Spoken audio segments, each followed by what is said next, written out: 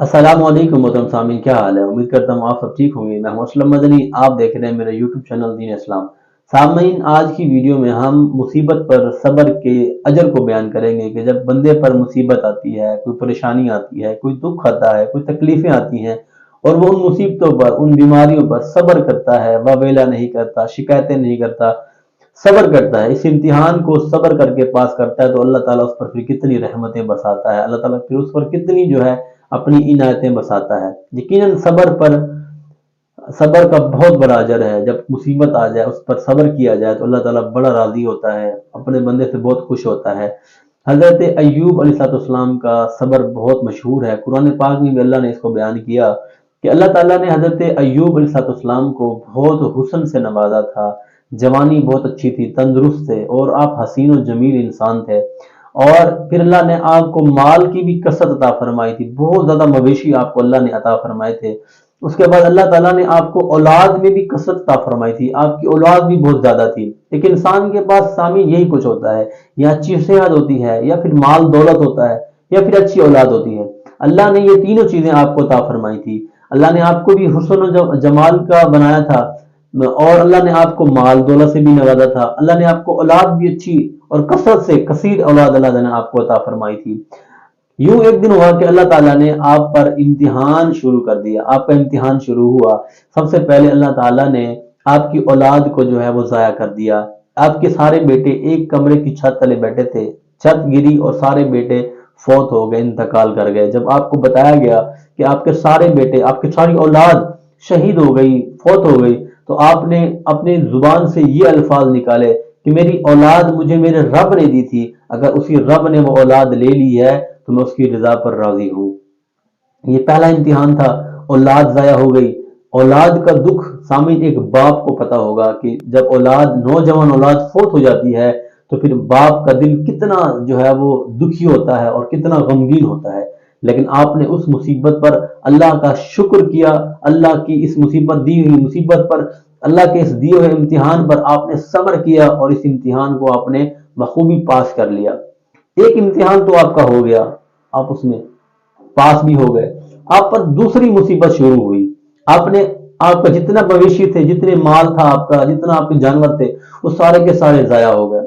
جب آپ کو بتایا گیا کہ آپ کے سارے مویشی ضائع ہو گئے، آپ کا سارا مال وہ ختم ہو گیا، تو آپ نے اپنی زبان مبارک سے یہ الفاظ نکالے کہ الحمدللہ، وہ مال جو میرا ضائع ہو گیا وہ میرے رب نے مجھے دیا تھا، اگر میرے رب نے وہ مال مجھ سے لے لیا تو میں اس کی رضا پر راضی ہوں، مجھے اس سے کوئی شکوہ نہیں ہے۔ دوسرا امتحان تھا، آپ نے یہ دوسرا امتحان بھی بخوبی پاس کر لیا۔ اب تیسرا امتحان تھا، آپ کی جسم، آپ کی جان، چونکہ اللہ نے یہ بھی آپ کو نعمت سے نوازا تھا، آپ بہت حسین و جمیل تھے، تندرست تھے، اللہ نے آپ کے جسم پر بڑے بڑے موٹے موٹے پھوڑے دانے نکال دیے۔ جب یہ دانے نکلے آپ کے جسم پر تو آپ نے تب بھی اپنے رب کا شکر کیا کہ اے مالک، جو جسم تو نے مجھے دیا، جو صحت تو نے مجھے دی، یہ بھی تیری ہوئی دین ہے، یہ تیری دی ہوئی ہے، میں تیری اس مصیبت پر، اس بیماری پر تیرا شکر ادا کرتا ہوں، اس مصیبت پر میں صبر کرتا ہوں۔ آپ نے صبر کیا، وبیلا نہیں کیا، کسی کو شکایتیں نہیں کی۔ آج ہمارے اندر یہ اگر خوبیاں، یہ مصیبتیں ہمارے انسانوں میں سے اگر کسی پر آ جائیں، آپ پر آ جائیں، مجھ پر آ جائیں، تو ہم لوگ کیا کرتے ہیں؟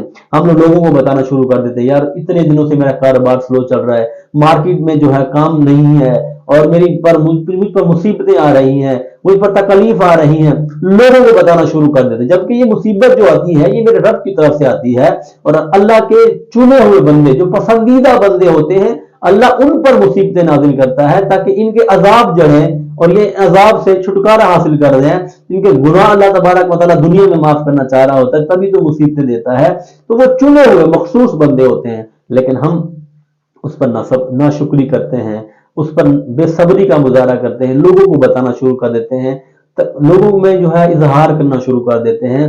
جیسا کہ اللہ تبارک و تعالیٰ کے پیغمبر نے کتنا عظیم صبر کیا، جب آپ کا امتحان پاس ہو گیا، جب آپ کی مصیبت کا وقت ختم ہو گیا، امتحان کا ٹائم ختم ہو گیا، پھر اللہ نے آپ پر وحی فرمائی کہ اے ایوب، اپنے ایڑیاں زمین پر رگڑو، اپنے پیر زمین پر مارو۔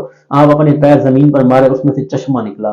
آپ کو حکم ہوا کہ اس چشمے کے پانی سے غسل کرو، آپ نے پہلے اس میں سے غسل کیا، جیسے ہی غسل کیا آپ کے جسم پر جو بیماری تھی، جو پھوڑے تھے، جو دانے تھے، وہ سارے کے سارے جو ہے ختم ہو گئے، آپ بالکل صحت یاب ہو گئے پہلے کی طرح۔ پھر ایک مصیبت سے چھٹکارا تو آپ کو حاصل ہو گیا، پھر دوسری مرتبہ اللہ تبارک و تعالیٰ کی طرف سے جو آپ کا مال ضائع ہوا تھا، اللہ تعالیٰ نے وہ مال، ضائع شدہ مال، اللہ نے آپ کو بالکل ویسے کا ویسے ہی اللہ نے آپ کو لوٹا دیا۔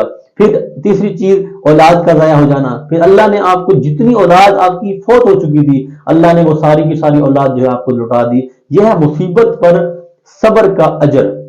سامعین، جب بھی مصیبت آئے، کسی بھی صورت کی مصیبت ہو، کسی بھی آپ وہ اس کی چاہیے کسی طرح کی نوعیت ہو، آپ پر مقدمات چل رہے ہیں، آپ مقروض ہو چکے ہیں، آپ کا دیوالیہ ہو چکا ہے، آپ کے گھر میں کوئی مریض ہے، آپ خود مریض ہیں، آپ ہر امتحان میں اللہ کا شکر ادا کریں، اللہ نے جس حالت میں رکھا آپ شکر ادا کریں اور ہر مصیبت پر صبر کریں۔ پھر دیکھیے اللہ تعالیٰ کو کیسا مقام عطا فرماتا ہے، کیسا اللہ تبارک و تعالیٰ آپ کو مرتبہ عطا فرماتا ہے۔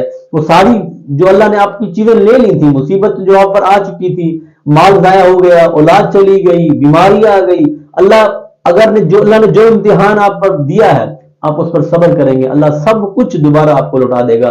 ہم سب کو چاہیے ہم مصیبت پر صبر کریں، واویلا نہ کریں۔ اللہ تعالی ہم سب کی مصیبتوں کو دور فرمائے اور مصیبتوں پر صبر کرنے کی توفیق عطا فرمائے۔ وآخر دعوانا ان الحمد للہ رب العالمین۔